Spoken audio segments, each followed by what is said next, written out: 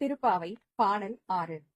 புள்ளும் சிலம்பினகான் புள்ளரையன் கோயிலில் வெள்ளை விழிசங்கின் பேரரவம் கேட்டிலையோ, பிள்ளா எழுந்திராய் பேய்முலை நஞ்சுண்டு கள்ளச் சகடம் கலக்கழிய காலோச்சி வெள்ளத்து அரவில் துயிலமர்ந்த வித்தினை உள்ளத்துக் கொண்டு முனிவர்களும் யோகிகளும் மெல்ல எழுந்து அரியன்ற பேரரவம் உள்ளம் புகுந்து குளிர்ந்தேலோர் எம்பாவாய். இப்பாடலின் விளக்கம். பூதகி என்ற அரக்கியை கம்சன் அனுப்பி வைத்தான். அவளை இம்சை செய்து கண்ணன் கொன்றிருக்கலாம். ஆனால் அப்படி செய்யவில்லை.